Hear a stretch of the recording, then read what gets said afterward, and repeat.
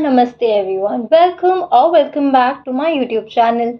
This is your host Alia and आज हम बात करने वाले हैं PhD as टॉपिक।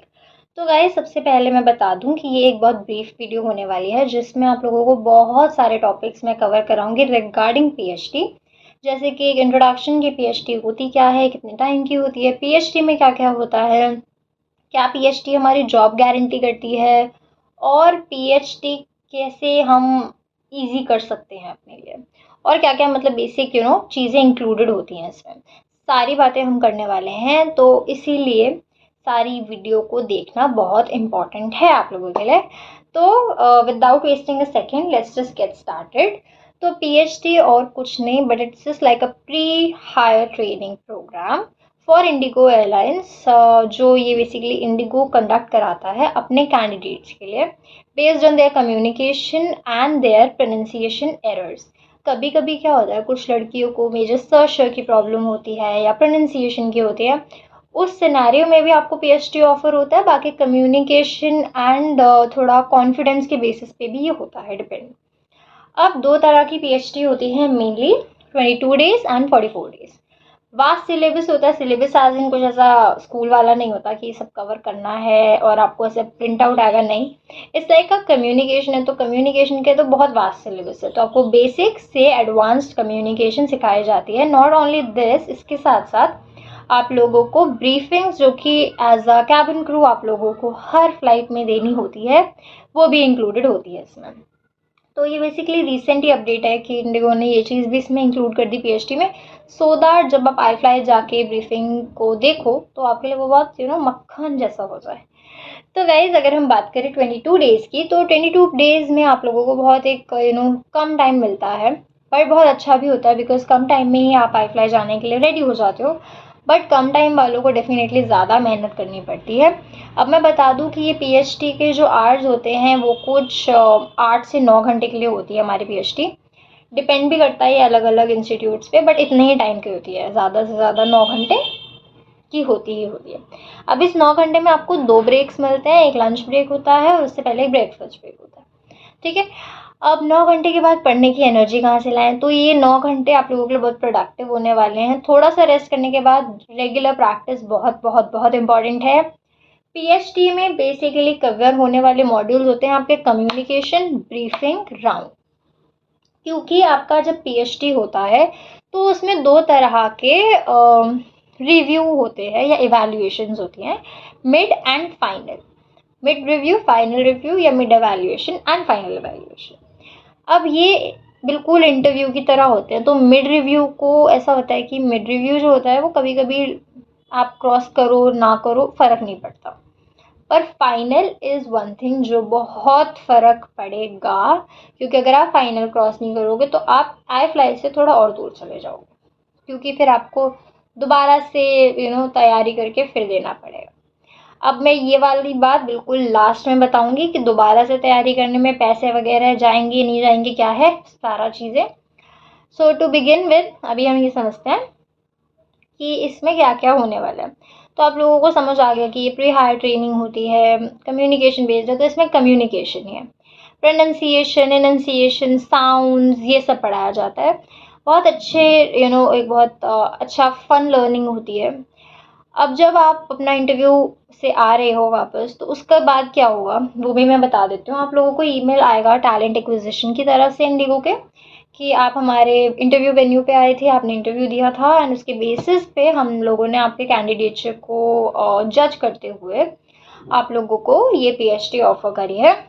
अब आपके पास जब आप स्क्रॉल डाउन करोगे तो 4 ऑप्शंस होंगे, 4 ट्रेनिंग पार्टनर्स होंगे।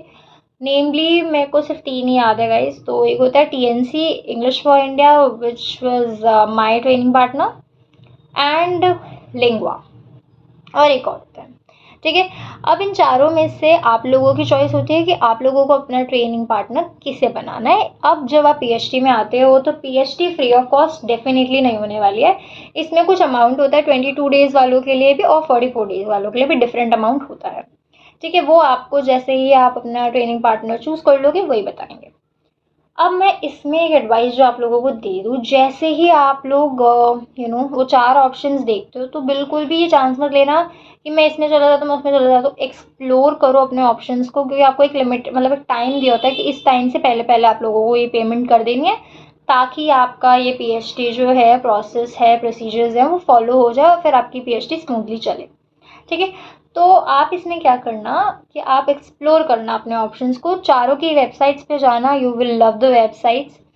तो वहाँ पे जाके सर्च करना, मैंने भी यही किया था, मैंने पहले चारों को एक्सप्लोर किया था, देन मैंने 2 ऑप्शंस हटा दिए थे, फिर मैं इंग्लिश फॉर इंडिया और टीएनसी में कन्फ्यूज़ थी। फिर टीएनसी में मैं सोच रही थी, but then I chose English for India.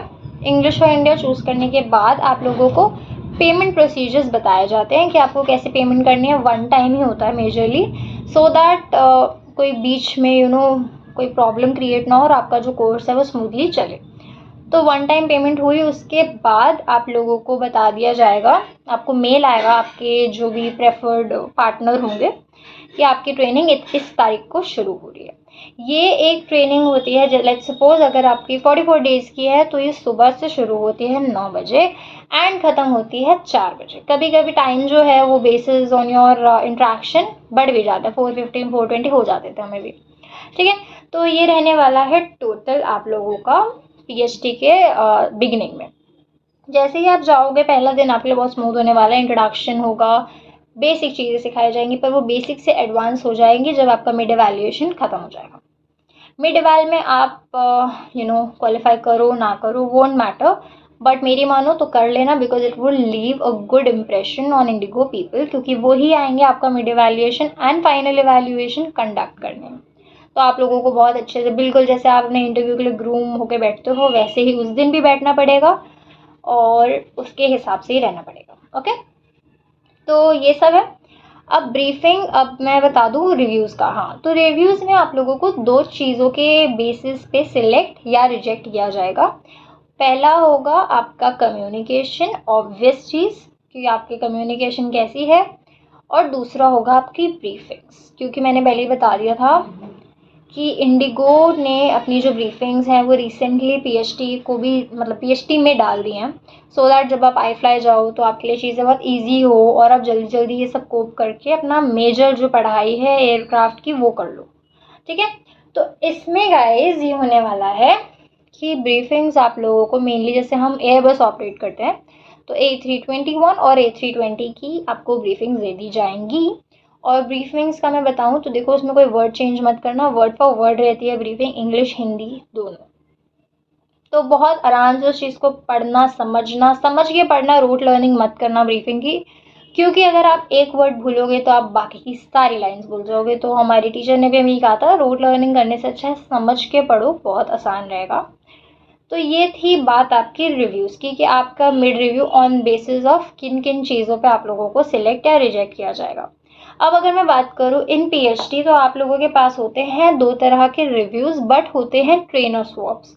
Trainer swaps are just like कि आपके इंटरव्यूज़ जैसे ही होते हैं, ताकि आप जो हो ना वो दूसरे लोगों से, स्ट्रेंज लोगों से बात करने के एकदम से फेमिलियर हो जाओ, क्योंकि जब आप एक कैबिन क्रू हो तो आपको तो हर दिन हंड्रेड्स ऑफ पैसेंजर्स से बात करनी ही है, तो उस चीज़ की स्किल आप लोगों में होनी चाहिए।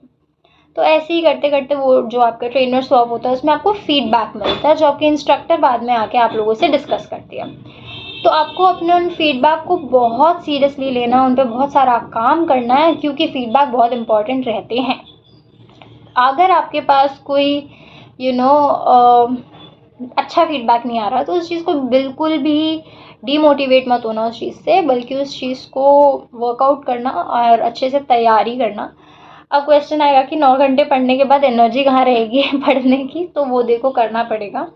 आई नो कुछ टाइम का ही ये सब रहता है, उसके बाद ऑब्वियसली जब आप आई फ्लाई जाओगे तो इससे ज़्यादा टाइम आप लोगों को वहाँ रहना पड़ेगा, तो सब सही रहेगा, सॉर्टेड रहेगा। पीएचडी के बाद पढ़ना बहुत इम्पॉर्टेंट है, मैं बता दूं क्यों।